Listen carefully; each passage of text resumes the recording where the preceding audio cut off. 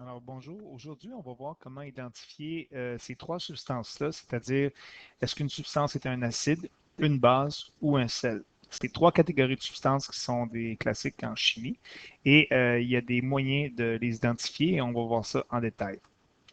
La première chose, c'est que quand vous devez identifier un acide, ben moi, avant de vous parler d'identifier un acide, je vais d'abord vous donner quelques exemples de substances qui sont acides. Euh, Par exemple, il y a des acides comme l'acide acétylsalicylique, qui est en fait un analgésique qui date d'il y a très longtemps. On lui a donné un nom, on lui a donné un nom commun, un nom commercial, si vous voulez, qui s'appelle l'aspirine. Vous avez l'acide acétique, qui est du vinaigre, qui est une substance acide. Les agrumes, en général, c'est des substances qui sont acides. Dans tout ce qui est boisson gazeuse, l'acide carbonique qui est présent là donne une acidité à la boisson. Et autre exemple d'acide, vous avez dans votre estomac, vous produisez, vos glandes gastriques produisent un acide qui s'appelle l'acide chlorhydrique, ou appelé en biologie les sucs gastriques. Donc ça, c'est des substances qui sont des substances acides.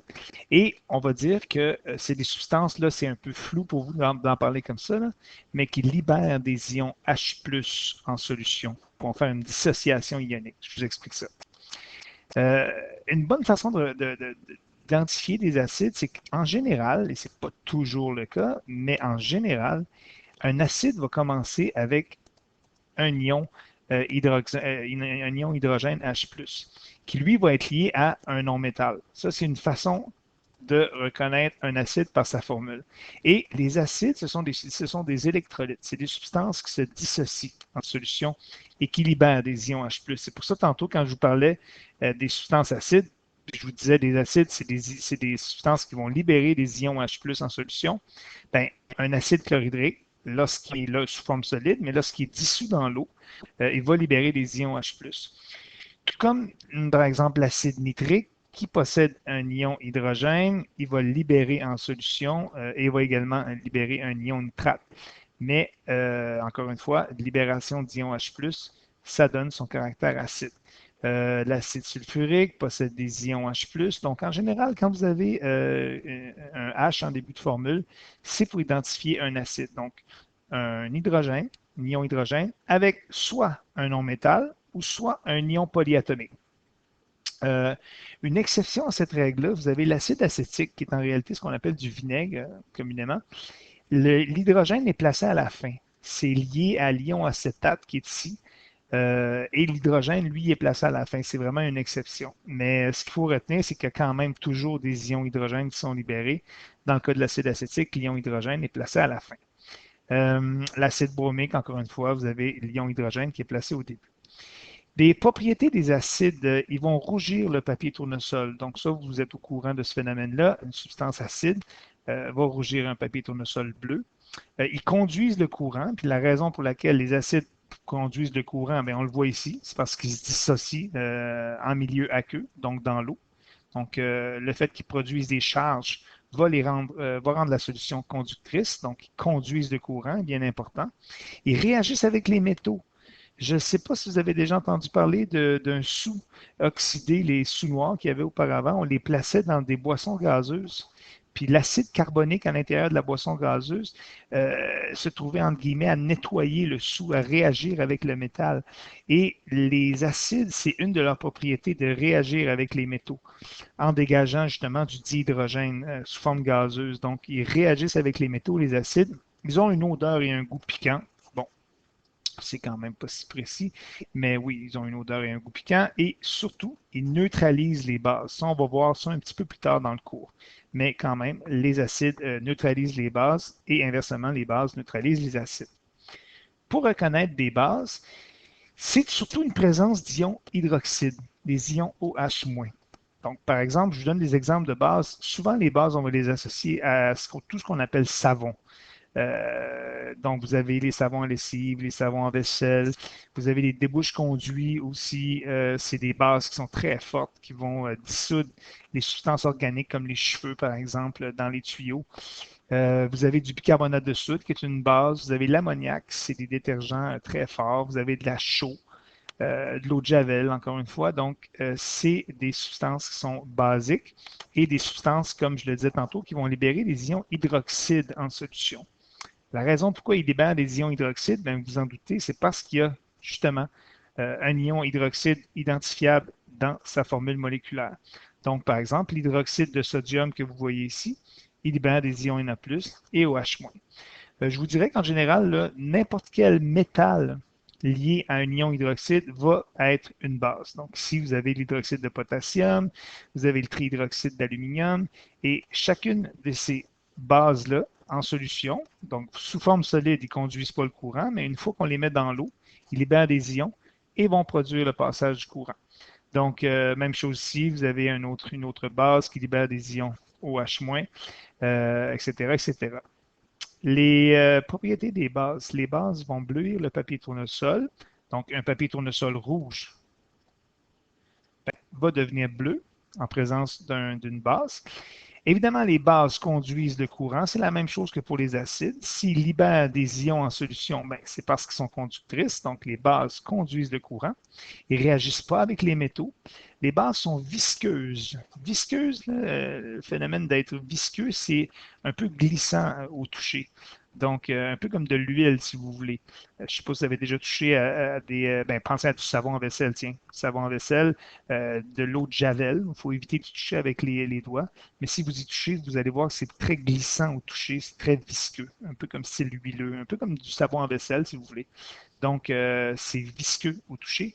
Et surtout, comme j'ai dit tantôt, les bases neutralisent les acides. La troisième catégorie, ce sont les sels. Les sels, c'est souvent un métal avec un non-métal ou, dans quelques occasions, le métal peut être substitué par un ion ammonium. Et le non-métal, lui, peut être substitué par un ion polyatomique qui serait négatif. Donc, par exemple, ici, je vous ai mis surtout l'exemple de métal-non-métal. NaCl, le classique, est un sel. Évidemment, les sels se dissocient ioniquement dans l'eau. Donc, même chose ici, vous avez du BeF2, solide, je le mets dans l'eau, je vais avoir, oups, ici, il y a une petite erreur, ça devrait plutôt être du fluor, 2F-. Ici, vous avez du Al2O3, qui est un métal avec un non-métal encore une fois. Donc, c'est comme ça qu'on identifie un acide. Métal, non-métal, métal, non-métal, métal, non-métal, et dissociation ionique, évidemment, en solution. Les sels, les solutions salines conduisent le courant et ont un pH neutre, c'est-à-dire qu'ils n'ont aucun effet sur le papier tournesol. Également, ils n'ont pas d'effet sur les métaux, les sels, et ils ont un goût salé. Bon, ça ne surprendra pas grand monde, mais c'est quand même une de leurs caractéristiques. Ils ont le goût typique salé.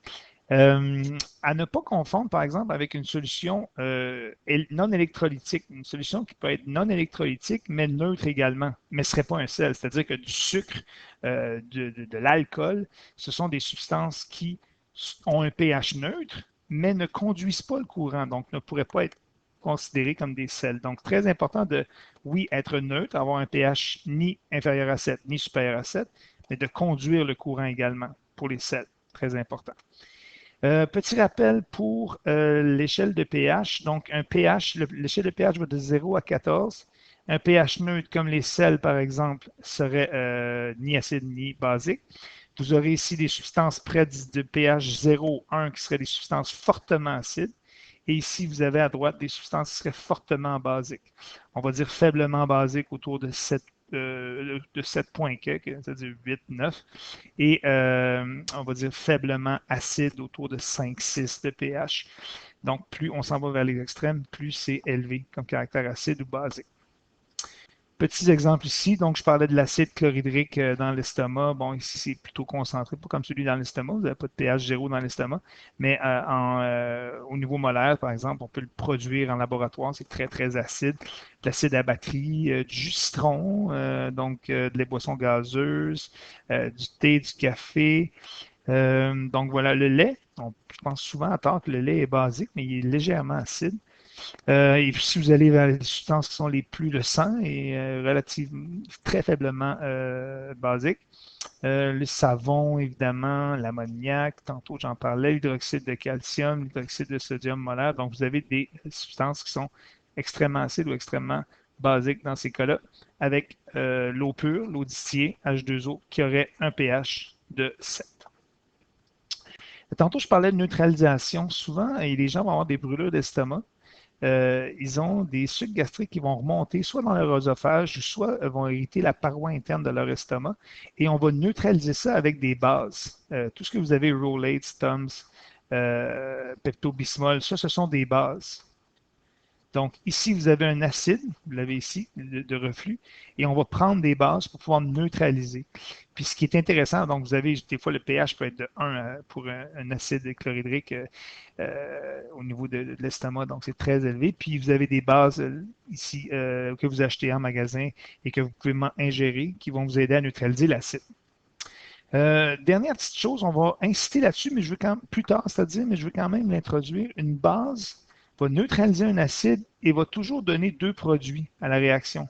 Toujours de l'eau et un sel. Puis la raison pour ça, c'est que, bon, ici, vous avez votre acide avec un H. Ici, vous avez votre hydroxyde qui identifie la base. Donc, ici, vous avez, je vais mettre un A, l'acide et la base. Ici, vous avez de l'eau, bien évidemment, H2O. Puis ici, vous avez votre sel. La raison pour ça, c'est que dans le milieu aqueux, l'acide va se dissocier en ion H+, et en ion Cl-. En milieu basique, en milieu aqueux, pardon, la base va se dissocier en ion Na+, et OH-. Ce qui va se passer, c'est que quand les deux vont se rencontrer en milieu aqueux, il va y avoir une association qui va se faire entre différents ions, c'est-à-dire que les ions hydroxyde à gauche vont rencontrer les ions hydrogène pour former du H2O, pour former de l'eau. Donc, vous avez ici un hydrogène, deux hydrogènes, donc vous en avez deux, puis vous avez l'oxygène qui est ici. Et ce qui va rester, ce que vous avez ici à gauche, le NaCl, donc le Na+ et le Cl-, va se joindre ensemble, va précipiter pour former du chlorure de sodium. Donc, simplement retenir qu'un acide neutralise une base. Pour ce qui est des ions, on va revoir ça plus tard dans le cours, mais pour donner deux substances, de l'eau et un sel. Si on regarde ce que ça donne au niveau de votre cahier kaléidoscope, dans votre cahier kaléidoscope, à la page 83, dans le bas de la page, à mon souvenir, vous avez les acides, les bases et les sels, on vous en parle. On distingue que ces substances, elles sont électrolytiques. C'est ici qu'on en parle. Les unes des autres. Un électrolyte, voilà, peut être un acide, une base ou un sel. Donc, un électrolyte, c'est quelque chose qui permet le passage du courant. Donc, évidemment, les acides produisent des ions H+ avec quelque chose d'autre. Les bases produisent des ions OH- avec un autre type d'ion. Et les sels produisent un ion métal avec un ion non-métal. D'accord? Donc, souvent, le métal va être plus et le non-métal va être moins. Donc, si on va à la page 84, on vous parle des propriétés. Ça, j'en ai parlé un petit peu. Donc, évidemment, pour le papier tournesol, il va rougir ou bleuir. Papier tournesol, vous avez déjà vu ça. Donc, ici, vous auriez le papier tournesol bleu qui devient rouge dans un acide et le papier tournesol rouge qui devient bleu dans une base. Donc, ici, j'aurais une base comme liquide et ici, j'aurais un acide. D'accord? Ça, c'est la page 84. Le goût, voilà, au toucher, ils sont visqueuses, les bases ont un toucher visqueux. Neutralisation, une base neutralise un acide neutralise une base, donc ça se comprend relativement bien. Ici, on vous parle des acides, c'est ce que je vous ai présenté tantôt. Vous voyez, il y a une dissociation ionique, il y a quelques exceptions. Ici, la formule de certains acides, comme l'acide acétique, le vinaigre, fait exception à la règle. Donc, dans ce cas-ci, le vinaigre, je vous le dis, souvent il revient, c'est que le H est placé à la fin. Il vous le donne l'exemple ici. Donc, ici, le H est placé au début, mais là, il est placé à la fin, mais il y a quand même libération d'un ion H+, avec un ion polyatomique acétate. Un acide est un électrolyte, effectivement, parce qu'il conduit le courant, nécessairement, parce qu'il libère des ions H+ en solution. Donc, il faut associer acide aux ions H+, et au fait que ce soit un électrolyte. Les bases, même principe, mais on va plutôt parler de l'ion OH-. Donc, les bases, vous en avez ici. Dès que vous avez un métal avec un ion polyatomique hydroxyde, donc vous avez l'hydroxyde qui est ici, dissociation ionique, Na+ avec OH-. À noter que l'ion ammonium peut remplacer un métal. D'accord? Donc, soit vous avez un métal avec un ion hydroxyde, ou soit vous avez l'ion ammonium. C'est noté ici. Donc, en général, la base va libérer, est un électrolyte aussi, libère des ions OH-. La formule chimique des bases commence par le symbole d'un métal avec ou d'un groupe d'atomes comme NH4, comme je l'ai mentionné ici, et se termine par un groupe d'atomes hydroxyde, donc le groupe d'atomes OH. Et bon, voilà, vous avez des ions, mettons ça, ce serait le Na et le OH-. Puis pour les acides, ben, il y aurait libération d'ions H+, avec dans ce cas-ci, dans le cas de l'acide chlorhydrique, des ions Cl-. Les sels, comme je l'ai mentionné également, ben, vous l'avez dans votre livre, un sel, c'est une liaison entre un métal et un non-métal. Vous auriez l'ion sodium et l'ion chlore. C'est une substance qui est électrolytique, donc c'est un électrolyte. Ça libère des ions positifs et négatifs, autres que H+ et OH-, très important. Donc, autres que H+ et OH-. Donc, l'ion positif va évidemment être un métal et l'ion négatif va être un non-métal. Mais attention, l'ion négatif peut être un ion polyatomique négatif, comme par exemple, je ne sais pas moi, NO3-. Tiens. Et l'ion métal peut également être NH4+. Donc, faites attention à ça.